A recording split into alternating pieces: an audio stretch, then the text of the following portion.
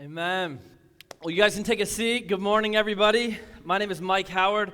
I am the lead pastor here at Revision Church, and I'm excited to be with you here this morning because this is a special morning for a few reasons. Number one, today is the 6-month anniversary of Revision Church, which is, It's pretty crazy that exactly 6 months ago in this place we started this community, and it's been a fun ride. Number two, today is a special day because it is approximately the 1983rd anniversary of a couple women going to a tomb to re-embalm a body because some guys had embalmed it the first time and they figured those guys probably did it wrong, we got to fix it, and then showing up at that tomb and finding that there was no body in the tomb. This is Easter. Happy Easter, everybody. And number three, probably not worth a round of applause and less significant on a grand cosmic scale. Today marks the day that is only 1 week away from opening day for Major League Baseball. Yeah! There are probably a lot of you in this room, I'm guessing I'm not the only one, who are very excited for Major League Baseball this season because you're Chicago Cubs fans. The Cubs are my favorite team. They have been my entire life. I love them. And this year, all the experts are labeling the Chicago Cubs as the favorite to win the World Series, which they have never, ever, ever been in the 100-plus years it's been since they actually won one. And I got to admit that all those prognostications about how great the Cubs were going to be allowed me to feel a different sense of hope, a different sense of anticipation this season than I do most seasons until spring training. Because for the last 3 weeks, the Cubs have been preparing for the season ahead, and they have been, wait for it, the worst team in all of baseball, because of course they are. They're the Chicago Cubs. I know you're probably thinking two things right now. Number one, how was Mike dumb enough to ever believe the Cubs would not be awful? And number two, what in the world does baseball have to do with Easter? And the answer is, if you're a Cubs fan, more than you think. More than you think. So I want to talk this Easter morning about desire and expectation and hope. And I want to talk about those things because we live in a broken world, and the harsh reality is that many of the things we long for, we never get. And many of our deepest dreams go unmet. And sometimes that's a good thing. Sometimes that's a good thing, like when you're a kid and you wish that your brother or sister would just disappear and never be found again. It's good that that wish didn't come true. Or like as a parent, and we've all been there, don't lie, we've all been there, when your kid is screaming their face off for no discernible reason whatsoever, and you think, what if that kid had been born mute? That'd be good, right? We've all been there, and sometimes it's good that our wishes don't get met, and sometimes it's a bummer when we have dreams and visions and desires that we don't see come to reality. It's a bummer that like generations of people have lived and now died longing for a World Series victory to be brought home to Wrigley Field, and it never came. It never came. And it's a bummer for people like my son. Take him, for instance. He told me the other day that he kind of wants to be a superhero when he grows up. I don't know why he thinks that. It certainly didn't come from watching his dad, unless his superhero vision is to be a superhero named overweight, bald idiot man. But I think he has bigger dreams than that, but they're not going to come true, right? What do you say to a kid? It's a dream that's just not going to come true. And so sometimes in life we have dreams that don't come true, and it's a good thing. And sometimes in life we long for things that we don't see come to reality, and it's a bummer, but it's fairly insignificant. And sometimes it's more. Sometimes it's deeper than that. Not all of the things we hope for in this world are insignificant.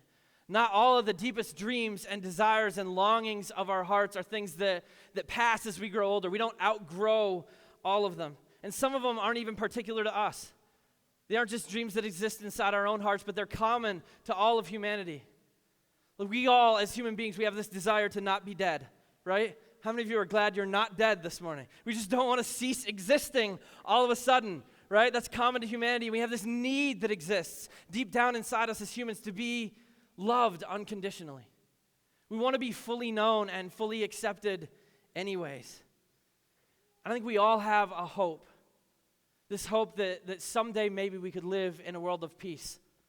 A world without broken relationships and without broken bodies. There are longings that exist somewhere in the core of our beings. They're just kind of like part of what it is and part of what it means to be human in this world.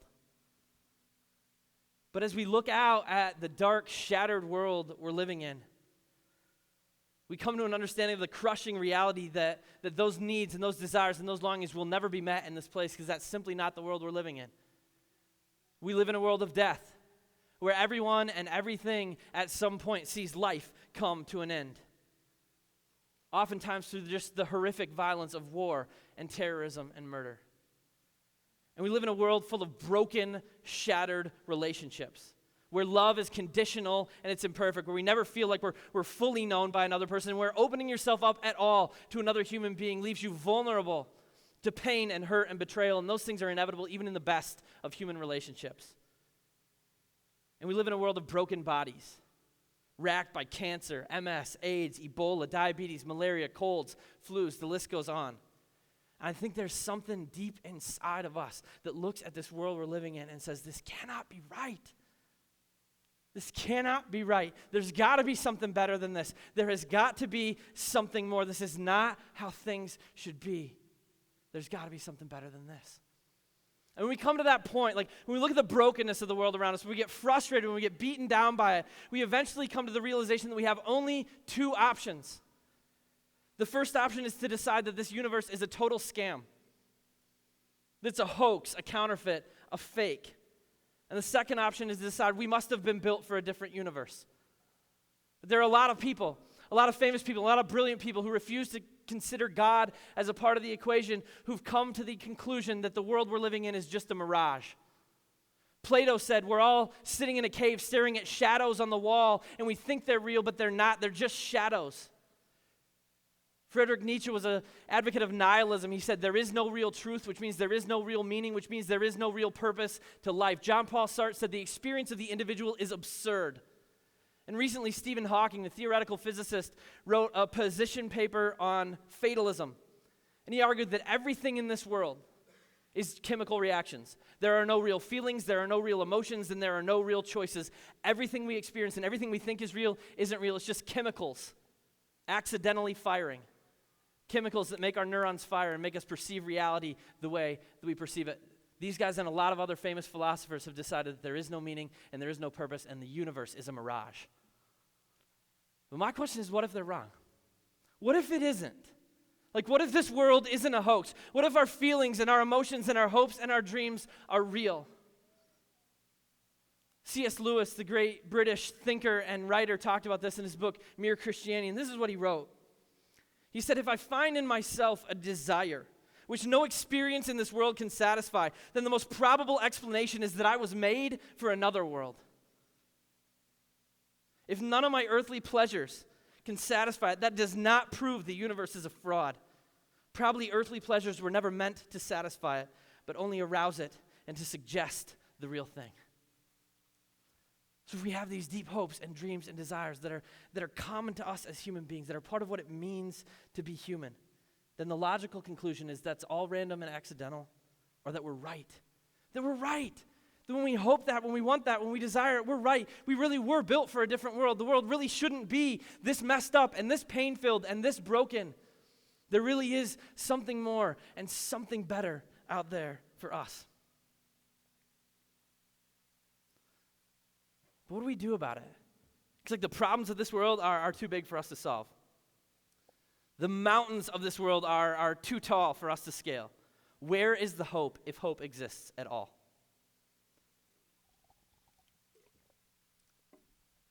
Easter is God's answer to that question. Easter is God's answer to that question, where's the hope if hope exists at all? Easter is God conquering death and healing brokenness. God stepping into our shattered world to set all things right and make all things new. The message of Easter is this, that the world as God created it to be was unveiled in Jesus Christ, and we are all now invited to be a part of it. And the only question for us, the question for you and the question for me is, will we accept that invitation? Will we? Will you? Should you? It's an honest question. Should you? Because we all know that the world is messed up. But the question is is Easter really the hope that we need? Should we really believe in it? Should we really put our faith in it? Is this really worth giving our lives to, this faith? Because Easter, let's admit it, is a fantastical story. This is crazy story of the God of the universe creating the world, and then the world becoming broken, and then God stepping into human history by becoming a baby who was born in a barn, and then he lived a perfect life, and then he died on a cross, and then on the third day, he rose again from the dead. I mean, that story, at face value, it's simply unbelievable. It's unbelievable. What I want us to see this morning, what I want to cast a vision for this morning, what I want to paint a picture for this morning is this. If we dig into this story, I believe we can find the hope that our world is desperately longing for, because the story of Easter is unbelievably believable. I love Easter, okay? I love it. I love the eggs and the Easter bunnies and all that stuff too. I love that, but I love the gospel stories. I love these stories in Matthew, Mark, Luke, and John. I love the complexity. I love the detail. I love even the inconsistencies in the way they remember the story and they write it down. And I love that they all came to the same conclusion, that Jesus rose from the dead and that he's God. That he rose from the dead and that he's God. And just the way they paint the picture of it, the way that they write about this story, it's unlike any other story that had ever been written. I mean, some people look and say, yeah, it's a great, great work of fiction. These guys made up a brilliant story. But check it out, detailed fiction. Realistic stories with details that didn't advance the plot did not exist in the first century. Nobody wrote like that. I'm going to quote C.S. Lewis again. I don't know why I'm on a Lewis roll, but this time not so much as a philosopher, but in his area of expertise. C.S. Lewis was the foremost literary critic of the 20th century. And when he wasn't writing stories like the Chronicles of Narnia, his day job was a professor of literature at Oxford and Cambridge. And this is what he wrote about the way the Gospels were written, these stories of Jesus' life. He said, I have been reading poems, romances, vision literature, legends, and myths all my life. I know what they are like, and I know none of them are like this. Of this gospel text, there are only two possible views. Either it is stories reported by those who saw them, or else some unknown ancient writer, without any known predecessors or successors, suddenly anticipated the whole technique of modern novelistic, realistic narrative. Isn't that crazy? This right here, this bit of evidence, the way these stories are written are what turned a passionately atheist young C.S. Lewis who set out to disprove Jesus into a Christ follower because he met Jesus in the stories in Matthew, Mark, Luke, and John. I love these stories. And I want us to understand something. We don't believe that Jesus rose from the dead because the Bible says so. Okay, that's not why. That's not the reason. We don't believe that Jesus rose from the dead because the Bible tells us so. We believe it because Matthew believed it. We believe Jesus rose from the dead because Mark and Luke and John believed it. We believe Jesus rose from the dead because James believed it. Check it out. James was the brother of Jesus, okay? Now, some of you have heard me ask this question before. I'm going to ask it again. Like, how many of you have a sibling in here? What would it take for your brother to convince you that he's God? Okay? What would it take? Or if you have a sister, what would it take? It's not happening, right? I have a brother and two sisters. There is nothing they could do, okay? And check it out, pre-Easter, like before the resurrection, there's no record at all that James was a follower of Jesus. He was out of the movement. He was like, oh my goodness, Jesus, I'm not listening to this guy. He was out. He never followed. And then after Jesus rose from the dead, like a couple days later, he rolls up, taps James on the shoulder. What's up, bro? And after James recovered from his heart attack, he said, oh my goodness, I'm sorry that I was out. I'm in. I'll do anything you want. I'll even write a book of the New Testament. And Jesus said, cool, we'll call it James, okay? So James believed it. We believe it because Jesus' brother believed it. And Paul believed it. Paul, this guy who hated Christians, who spent his lifetime killing as many of them as he could until he met the resurrected Jesus Christ. We believe that Jesus was risen not because a book says so, but because these guys risked their lives, not because they believed in an idea, but because they believed in what they saw and they knew the world had to know. They knew the world had to know. That's what makes the Easter story just a different story than any other story that's ever been told. And to understand fully the Easter story, we got to go back in time. Rewind a couple thousand years through human history to ancient Palestine. At this point in time, Rome had conquered the area. And for a hefty price, they let Israel have a little bit of self-governance. But there were a lot of people in the nation that were frustrated. They were frustrated with the oppression. They were frustrated with the taxation. They were frustrated with the occupation. And so a lot of people rose up to try and drive out Rome. A lot of messiahs came along. Jesus wasn't the first one to get a crowd behind him. And these messiahs would get a crowd, they'd get a following, they'd start an uprising, and then Rome would crush them. We know none of their names because Rome killed them, and it was easy for Rome to kill them. At this point in time, the city of Rome was known as the Eternal City, and it seemed like Rome would be the eternal empire. They had all the power. And then one day, this crazy guy named John walked out of the desert, and he was dressed ridiculously, and he ate weird food. He's like the first century version of a hipster, okay? And hipster John the Baptist comes, and he says, hey, get ready, everybody. God's going to do something big. And people are like, oh, John the Baptist, are you the next Messiah? He's like, no, but he's coming.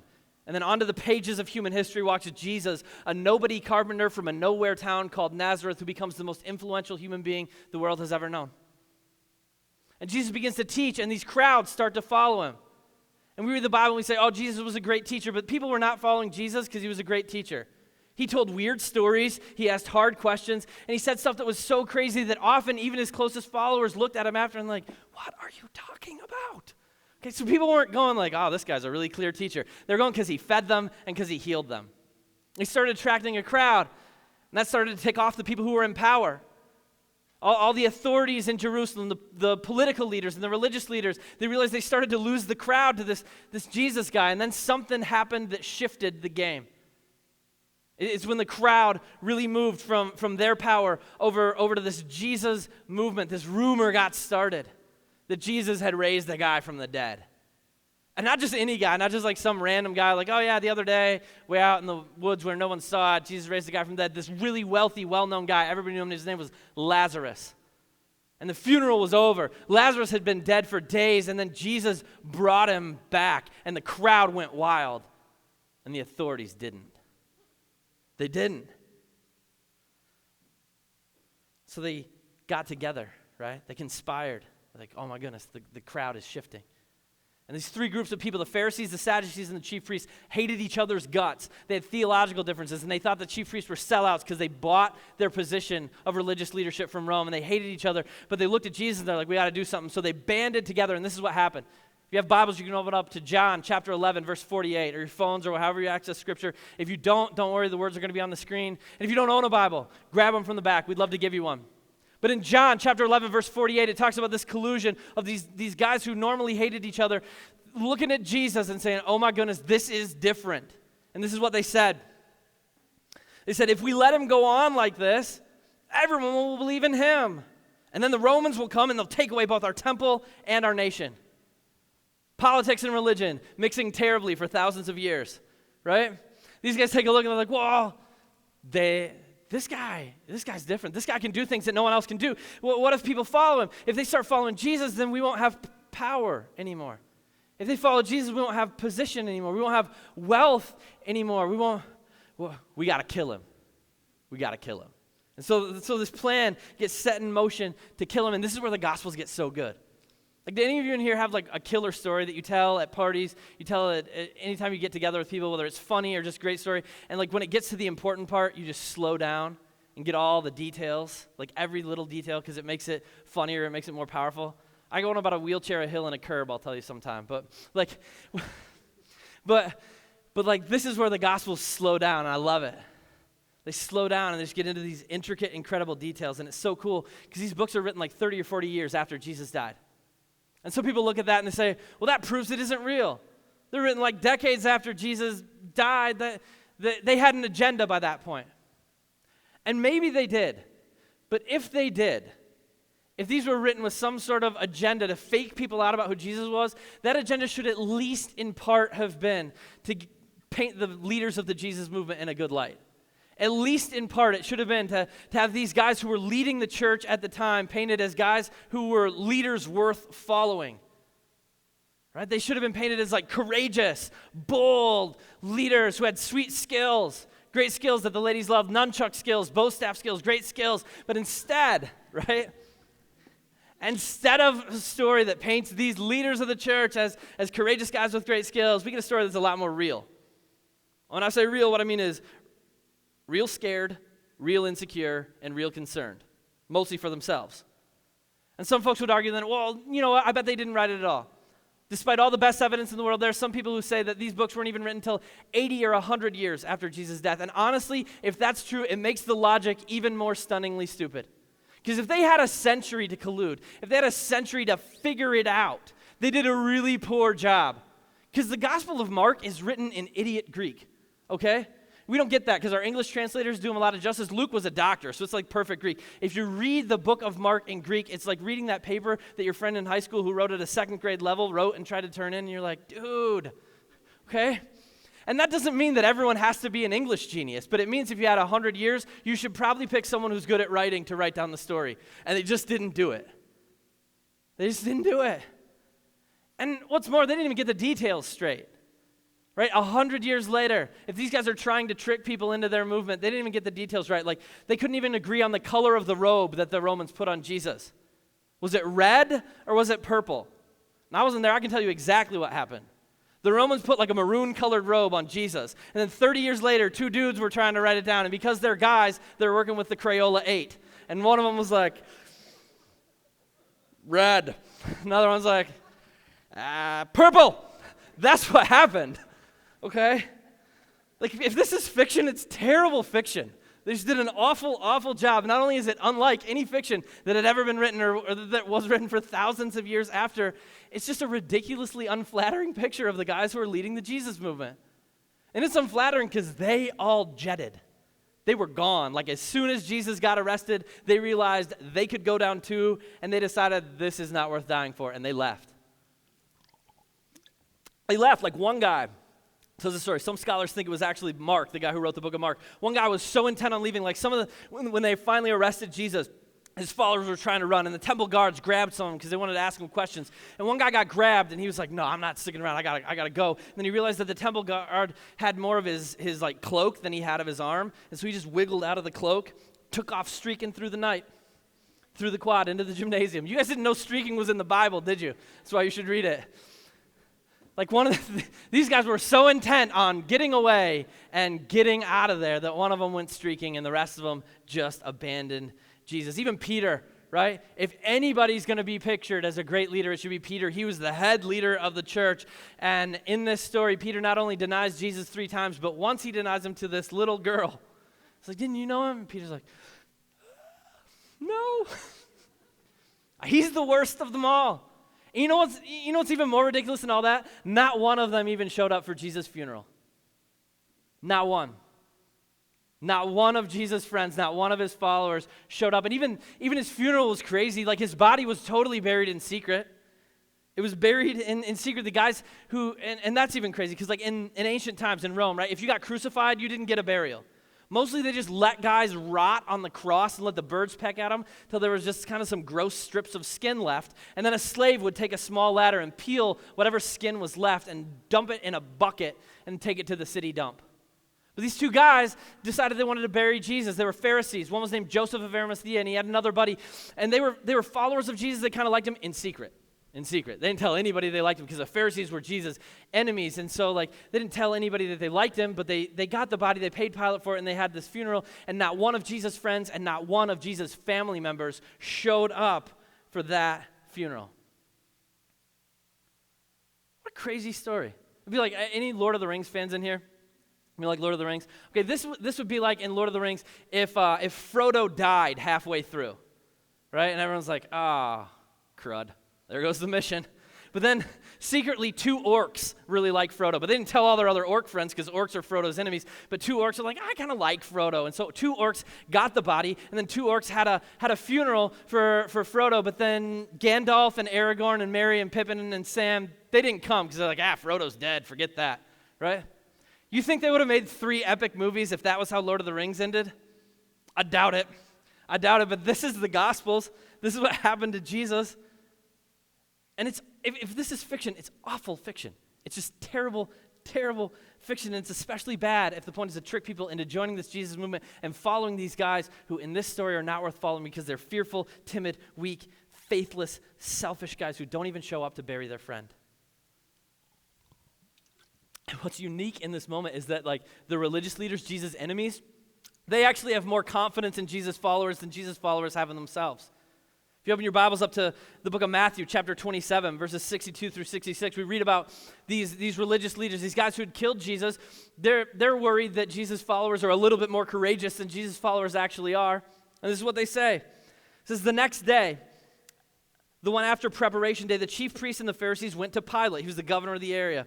Sir, they said, we remember that while he was still alive, that deceiver said, after 3 days I will rise again. So give the order for the tomb to be made secure until the third day. Otherwise his disciples may come and steal the body and tell people that he's been raised from the dead. The last deception will be worse than the first.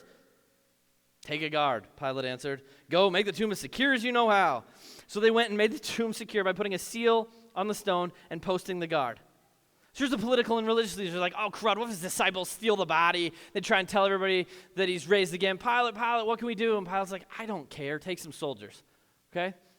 Which has got to be a weird experience for the soldiers because they're going to guard a dead guy, right? And it's not even an important dead guy. It's not like Caesar died. This is a criminal that they crucified a little bit ago, and they got to stand outside his tomb. But nonetheless, there are Roman soldiers outside the tomb. Even secular Roman historians like Josephus admit that there were Roman soldiers outside this tomb, which means a couple things. Number one, nobody could steal that body. It could not happen. But more importantly, and this is what I want us to understand today, nobody was going to try. Nobody was going to try to steal that body. It was dangerous and it was pointless. This is a bunch of people who declined to stand by Jesus when he was still alive. They're not going to stand by him once he's dead. And how can we blame them? Like, I want to think that I would have done something better. I want to think I would have done something differently if I was in their place. But like as I look back over the pages of history, and I think, like, what if I was in that spot? I think I would have made the same choice because their lives were on the line. The functional question for these guys is, why die for a dead man whose death disproved everything he asked you to believe while he was alive? I mean, they watched him on that cross, bloody, beaten, bruised, in agony, without like dramatic music playing in the background like we have in our movies when we watch it. And they knew we follow him, we're next. Frankly, he didn't save his own life, so there's no way he's saving ours. We're out. We're done with the Jesus movement. We have absolutely nothing to gain from it and absolutely everything to lose. And they had everything to lose, right? Because Jesus' main message was Jesus. Jesus' big message was that he came as God to reveal God and to reveal himself to the world. He said stuff like, I am the resurrection and the life. And he's dead. He says stuff like, the gates of death will not stop us. And he's dead. The minute Jesus died, it proved that everything he ever said was a lie, right? If Jesus couldn't live to keep his own movement alive, why would his followers die to keep his movement alive? Right? At this moment in human history, no one's expecting the resurrection. On Easter Sunday, there weren't a bunch of people like gathered outside the tomb with a stopwatch like, 5, 4, 3, 2, 1, Jesus. No one. Okay? The dude died, and they had seen the story before. Jesus thought he had something going. Rome crushed him. He must have been wrong. He must have been wrong, so we were wrong. We're done. We're out. We're out. No one expected the resurrection. And yet here we are on Easter morning gathered, along with people this morning across the globe gathered, alongside billions of people whose lives were completely transformed over the last 2,000 years gathered. We are not here because somebody stole a body. We're not here because somebody died on a cross. We're not here because a guy gave a series of very wise lectures. We are here on Easter morning because a group of despondent women showed up at a tomb to re-embalm a body and make sure that it had been done right. And these women loved Jesus and followed him more closely than anybody else, and they showed up at that tomb 100% convinced, convicted that there was a dead body in that tomb. They had no doubt because they saw Jesus die, and what they found was no body. I mean, here's the message of Easter. And this is why you should reconsider following Jesus if it's something you've walked away from in the past. This is why you should consider giving your life to Jesus if you've held a hand up to him, if you've kind of resisted it, if you've believed that it wasn't that important in the past. This is why you should reconsider following Jesus if you grew up in the church and maybe had a bad experience and maybe you got hurt in the church and you've walked away. This is why you should reconsider it. Here's the message. Nobody was expecting nobody. Okay? Nobody was expecting nobody. Let's say that out loud together. All right? Nobody was expecting nobody. Nobody was. No one thought it would end like this. And yet, right after this day, right after the women find the tomb, right after Jesus appears, days after this, not years after it, days after this happens, these very same disciples who only a few days before had left the Jesus movement, had not gone to his funeral, were timid, weak, afraid, lost, and betrayed, walk out onto the streets of Jerusalem, the very epicenter of political and religious power, within walking distance from Golgotha, the place where Jesus had been crucified, and let the world know, you killed him, God raised him, we saw him. You killed him, God raised him, we saw him. This is the message of salvation we need. Not political salvation, but spiritual salvation. We don't need to be saved from Rome. We need to be saved from sin and brokenness and separation from this God who created us in love. You know what happened? Hundreds and hundreds of people saw Jesus, and thousands upon thousands of them gave their lives to Jesus. Right then and there, thousands. Not because of something Jesus had said, but because of something Jesus did. Thousands joined the Jesus movement, not because of something they heard, but because of something they saw. And 2,000 years later, we are here not because we believe that some idea is true, but because we believe something happened. That's what makes following Jesus different than any other religion in the world. That's what makes it completely different. Something happened, something unbelievably believable happened. I don't know, a lot of us walked in here this morning with reservoirs of hope that are nearly depleted, that are almost completely dried up. A lot of us look at the broken world around us and we just have this longing for a world that is better than this.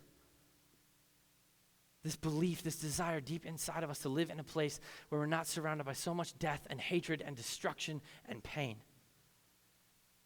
I don't know the specifics for you. I don't know what it is in your life that is sucking the life out of you right now. What it is in your life that's drying up your hope. That's making you say, this isn't right, there's got to be something more. Maybe it's broken relationships. Maybe it's loss, pain, work, finances, sickness. Maybe it's just the senseless violence and hatred that seems to pervade our world in these days. But I want you to know this morning that Easter is God's answer to the question. It's his unbelievably believable answer to the question, where can hope be found? Hope is real. The hope that our world is desperately longing for is real because Jesus came and because he gave his life as a sacrifice for our rebellion and our failures that cut us off from God. And he rose again in victory over the grave, defeating death from the inside so that we could be forgiven and set free and reconciled to God. And he's at work in our world right now to set all things right and make all things new. Hope is real because of Jesus. And so I want all of us, my prayer, my deep hope is that all of us walk out of here this morning filled up to the brim with hope, with reservoirs of hope that are overflowing, because our world may be messed up, but Jesus is risen, and that changes everything. Amen? It changes everything. And he's at work right now, setting things right and making them new, and he's inviting you into that today. He's inviting you to be a part of it. All you got to do is believe. The rest is already done. It's finished. It's paid. All you got to do is believe. And so I want to invite you into that this morning. If you've been walking with Jesus for a long time, I want you to believe in the resurrection so it fills you up with hope. And if you've never put your faith in him before, or if you did a long time ago and maybe you walked away, I want to invite you in this morning to this hope that is real, to this belief and this faith in a God who came and died for you and defeated death from the inside so that you could live life the way he created you to live it. If you want to put your hope in that place this morning, I want to just invite you to pray. I'm going to pray right now. And I want to invite you to pray along with me. Pray this prayer to God by just repeating my words to him, and put your faith and hope in the one who's worth hoping for. Heavenly Father, thank you. Thank you for the cross. Thank you that you came and you were willing to die for us, even though we didn't deserve it, even though in our sin and our rebellion we walked away from you. Thank you for being a God who came for us. And thank you for defeating death from the inside. Lord, we know the world is broken and we have this thing inside of us that says it's got to be better. Lord, we thank you for defeating death from the inside. Lord, just pray right now. Dear Heavenly Father, I want to invite anybody who wants to put their faith in you, just repeat this. Dear Heavenly Father, I know that I need you. I believe that Jesus came. I believe that he died. I believe that he rose again. My hope is in you. My hope is in you.